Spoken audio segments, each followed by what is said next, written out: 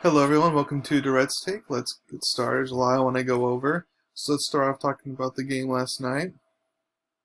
So I want to go over a takeaway and thoughts about the Saints and then the Chargers, two separate ideas. So for the Chargers, they have another blown lead.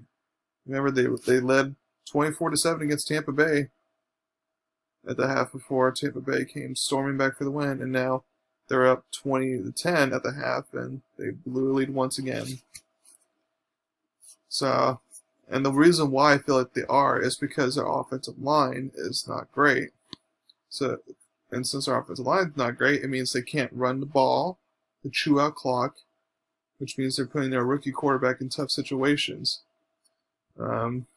So that's something that the Chargers need to definitely fix. Now, in my honest opinion, I feel like after just watching the game last night, I feel like they're out of playoff contention now. And I know there's still a long way to go, and anything can happen.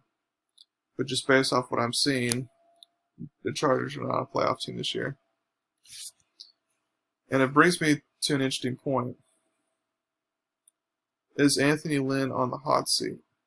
In my opinion, he is. And I've said this a couple weeks ago.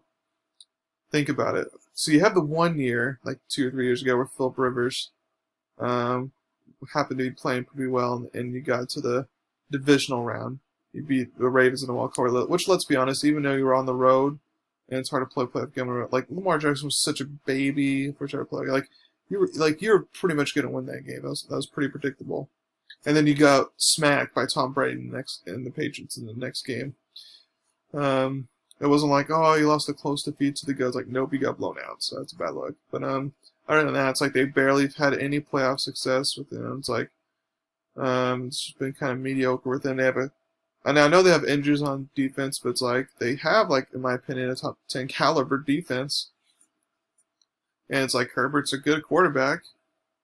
They have good weapons on the receiving end. Their running back's injured, but they have capable running backs. It's just, again, their offensive line's vulnerable. So the interesting thing is, would that be enough by the end of the season if the Chargers go like 4-12? Would that be enough to fire Anthony Lynn? Because there's the option where you should fire him, or there's the option where, okay, well, let's go heavy in the offensive line in our draft and free agency and make that better, and then we get all of our players back from injury, and then give it one more try next season. If it's not good, then fire him, type of thing. Which I don't necessarily blame the Chargers organization if they go that route. But based off what I'm seeing, would surprise me if he gets fired. And if so, the Chargers, the coach they need to hire is the Chiefs offensive coordinator. Imagine the Chiefs offensive coordinator with Justin Herbert, who has talent and all those weapons. That would be pretty sweet there for the Chargers to kind of get them over the hump. And now it's for the Saints. So I guess what I came to conclusion to, so I've been calling for Drew Brees to kind of get benched, if you will, because he can't throw the ball downfield. That's been playing too well. But after last night's performance, he gets to keep his job for the rest of the year. Mainly because, A, the Chargers defense is good, and he was able to put up 30 points against them. It's not something easy. But then also, what he showed me is that he's kind of like, even after a mistake, he's still like in control. Like, he can still deliver the short passes. He can still make the throws necessary, at least, to kind of help run the offense, if you will. Just because I thought, well, okay, he beats the Bucs in his first game, Tom Brady's first game, and of course they weren't right. That was a predictable win, and also, I mean, he didn't play well that game, and then they lose to the Raiders, a bad loss, but not a great game by Brees at all. And then the Packers, again, if it wasn't for Kamara making Brees look good, that would have been a bad game for Brees. And then the one against Detroit, it's Detroit. If you can't look good against Detroit, then that's a problem. But he looked, Rivers, he can look good against Detroit, but against a competent defense and like the Browns, like, he didn't look good at all. So that's what all quarterbacks can still do. They can look good against bad teams, but against good teams, especially good teams with like good defensive fronts, it's just kind of hard for them. But yeah, so he shows that he'll be able to keep his job. I'm happy for Saints. Now the Saints, to me, they're not a Super Bowl team. Their defense, even though they have talent, their defense is like the Cowboys. It's hard for them to stop people. They're lucky to get that stop in overtime. Credit to them for trying. Good credit for them for doing it, but I was surprised. And again, they give it that big play to set up for a field goal, and the kicker just makes it. We'd be having a different conversation. But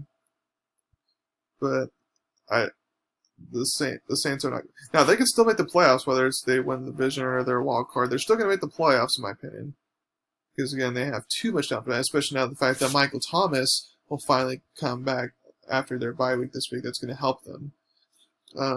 But I just feel like there's no way they're going to go Super Bowl. They missed their window both last year and the last year before that were in the NFC Championship game. Those are their two kind of big windows to go all the way, and they didn't. So, unfortunately, Drew Brees looks like won't be able to get a ring. Now, I didn't necessarily pick them to win the Super Bowl, but I thought they can kind of get there at least and maybe lose some Chiefs or Ravens, whatever, but that's not going to be the case. Okay, so the top 25 rankings came out in college football, the top 10. I want to go over the top 10 and kind of see if I agree with them or not. Now, two of these teams I'm not going to agree with because, again, I only like to rate teams on the 10 teams on based off teams who have played games. So, number one, they still have Clemson. I agree. 2, Alabama. I agree. Now, Alabama's defense is very concerning. But again, it's just an assistant knowing the Alabama scheme and stuff and taking advantage of it, in my opinion. And then Georgia, 3, I agree there. 4, Notre Dame. Now, I know they only won by 2 touchdowns within 2 possessions of Florida State, which should be by more. But again, that was rust and not playing for weeks. Like, I'm going to get a little bit of a pass there. 5, North Carolina. After yesterday, I agree with that. No, normally I would have been like, because they struggled to put up points against Boston College, but again, after putting up so many points against Virginia Tech, which still happened to stay in the top 25, it's like that's a good win there. Now 6, they have Ohio State, so that's not right for me. 7, Oklahoma State. I would move Oklahoma State up to that spot.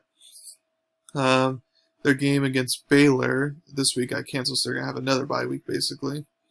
So we won't be able to see them in action for a little bit longer. At 8, they have Cincinnati. I do feel like right now they are the best Group of 5 team, but I wouldn't have them that high yet.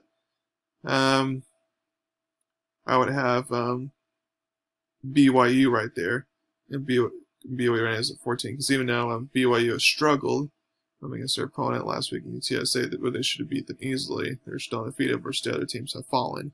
So I put them at 8. And then I would put Cincinnati at 9. And then for that 10 spot, since Penn State can't beat either, I'm going to go with Florida because, I shouldn't Texas A&M beat them in the head-to-head. I'm going to go with Texas A&M, actually. Even though Florida's offense is good, and they came within a field goal losing. By the way, they should have won that game. If they didn't fumble, it would be having a different conversation. But Florida's defense is just horrible. A&M, their one loss is to Bama, so that's acceptable. So I'm going to put A&M at 10 for now, although that's going to fluctuate and change stuff. So that's my top 10 for this week. So now I want to talk about the NBA. So as I said yesterday, I've already made my way too early NBA predictions, so let's get started with that. So in the East, I'm going to have Milwaukee be number 1 seed once again because they're just a very good regular season team. Now, I don't think they're going to be as dominant of a number 1 seed as they have been in the past. I feel like they're going to have to maybe sweat it out to be a number 1 seed, but I feel like they'll get it. 2, I have Brooklyn. Now, this could easily be wrong because of the Kyrie Irving situation. Oh, we don't need a coach, blah, blah, because you know how you get all that talent, like the Lakers did, Dwight Howard, Steve Nash, Kobe, but it just doesn't work out. I can totally see that being a situation for the Nets, or I can see them being like the Clippers, where you got all that talent, so then the regular season it's all fine and dandy and stuff, and the playoffs is where things kind of get messy. So maybe it could be like that, or they just figure it out and they're actually really good. Well, it depends on how KD comes back from injury, but I feel like Nets could be 2. They're close to 3. I have Boston. By the way, this top 5 and 6 are all kind of like right by each other as far as record goes. 3, I'm going to have Boston. They showed in the playoffs last year. They're just going to be a good team. Now, in order for them to kind of be the number 1 seed and be contention to get to the championship game, they really need to upgrade their bench. 4, Miami. Again, I've already talked about them. They need that one other superstar in order to get them over the hump to win it all. 5, Toronto. I feel they're going to take a step back. Now, I mean, I'm not sure who's going to be returning for Toronto, who's not, because you're going to have Ibaka's going to be free agent.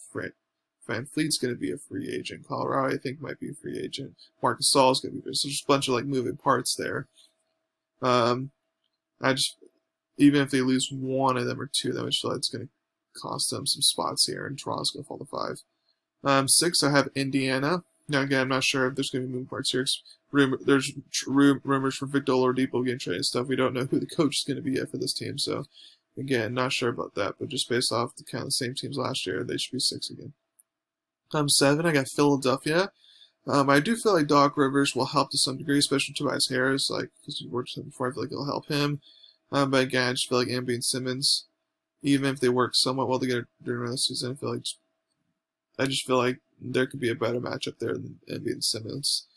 Again, and then 8. Now 8 can go multiple different ways here. There's a bunch of different good candidates here. But I'm going to go with Washington, and here's why. And this is assuming, of course, they keep Bradley Beal, because they tried Bradley Beal, it's all over. But they have Bradley Beal. You finally get John Wall back from being out for a while. Let's not forget, before injuries, John Wall is a very good player, all-star level player. And then Rui Hachimura was a good player for them last year. Ish Smith was a good point guard for them last year. Their bench produced, like Wagner and stuff, so good 3-point shooters. They got pieces, so I feel like they can.